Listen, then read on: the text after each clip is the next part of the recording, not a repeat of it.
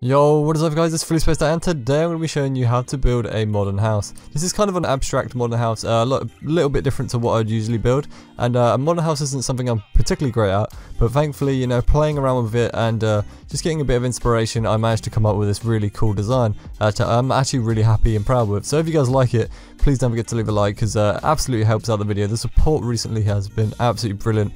We're gaining subs at a nice rate, and I'm just enjoying YouTube at the moment. I'm trying to get as much content out as possible. But anyway, let's get straight back into this build. As you can see here, I've basically started out with a circle around the bottom. That is my centerpiece there. And then I've made this little path coming down, which is going to be my staircase that heads up to the centerpiece, which is where your main base will be.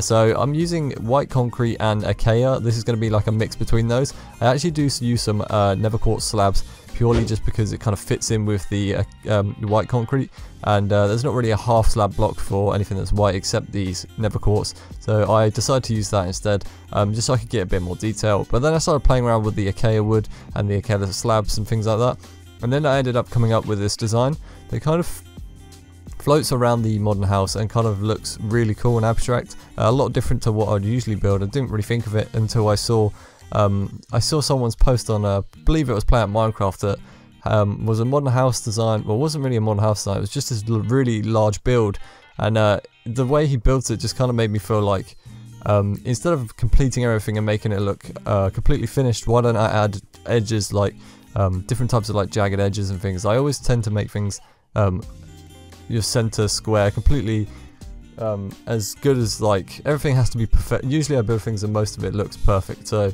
everything will be flat, symmetrical and everything, and I thought maybe I should break the boundaries this time, and I started to build up this circle by quite a bit, and I started playing around with the shape at the top here. And then once I got around to building it all, I was like, what am I actually going to do with it? So then I ended up flattening it back out and just playing around with the entrance. Just got a little glass entrance, had a few windows in. And this top bit was still kind of bugging me. I wasn't really sure what to do with it. So in the end, I decided I'd keep going around the build itself with this pattern, and then we'll see where we go with that. So I ended up going all the way back around to meet the first part, which this build basically took quite a long time, and I did end up editing it multiple times because of the way I wanted it built. But I was thinking I could build this all the way up and round, and then I thought this build's going to be really tall if I do that. Also, it looks kind of weird because it kind of drops off at a certain point. So as you see here, I build all the way up to match the little abstract design thing that I've built around the edge, this little bit of detail.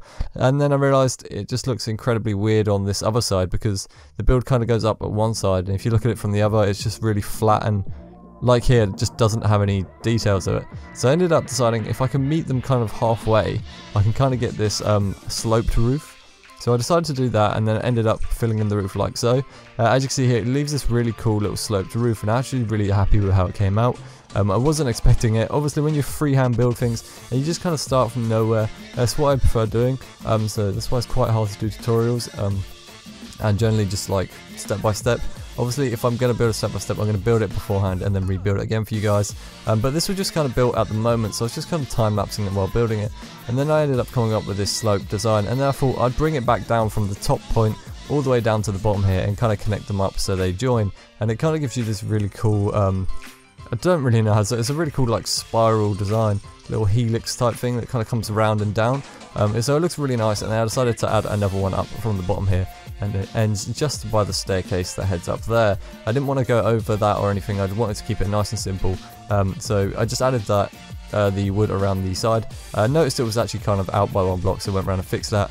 And then at this point I was like, I'm not really sure what to do, so I added some lights to it. So I added a load of lanterns, which I actually later on changed to end rods, because it just looks a lot more modern than using lanterns, because obviously end rods just look a lot more futuristic and cool. And then I just went around the edges and added some garden decoration with some fences, leaves, roses and bone meal. And then I headed over to the inside. I thought, I've got all this room at the bottom here, I'm going to make a staircase that goes down. So I started playing around with a few designs for that, and then ended up coming up with this little quartz design here with the little glass kind of rail that guides you down, and the slabs that you can just kind of walk up and down. I then blocked off the back of that build. Then later on realised that it's not going to really work due to the way that it's kind of built. I kind of wanted to put the windows in down here because otherwise it looks really dark, and I just decided to clear that out, put the windows back in, and then I could add a little bit of storage in that corner. Then I quickly filled out the floor and just gave it some acacia wood. Didn't really do too much on the interior here, because I'm going to head over and do the interior now. So now we're on the inside. I just quickly began to build this little table down here.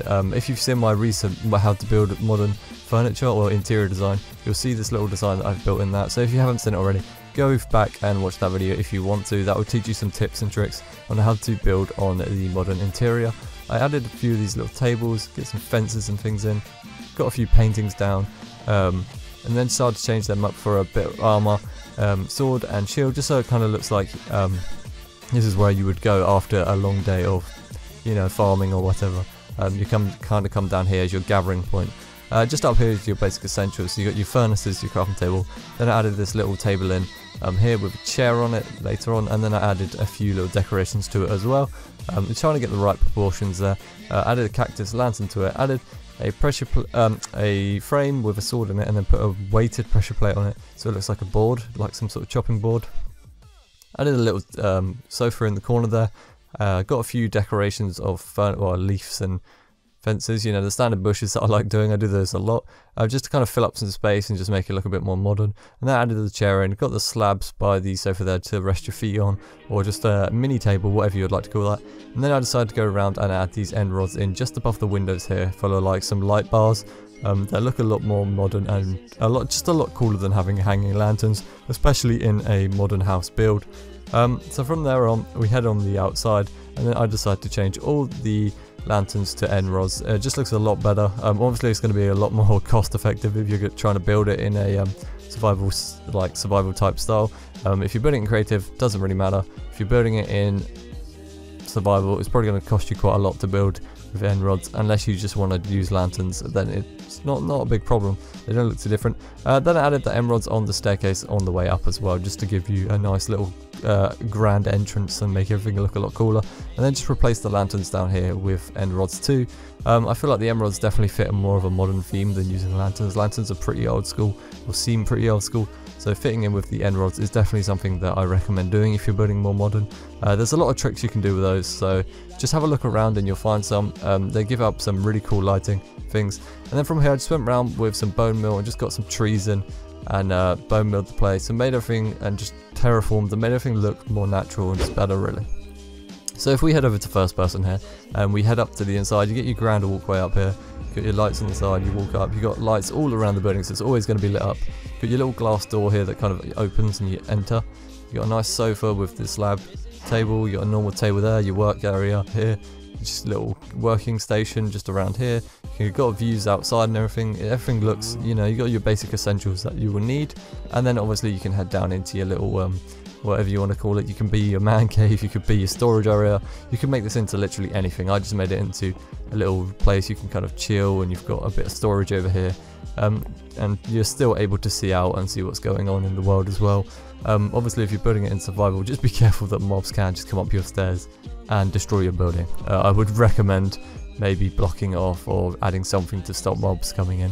Obviously if the whole area isn't lit up, you're not going to have too big of a problem, but most people won't have a huge area unless you've been playing survival for a while.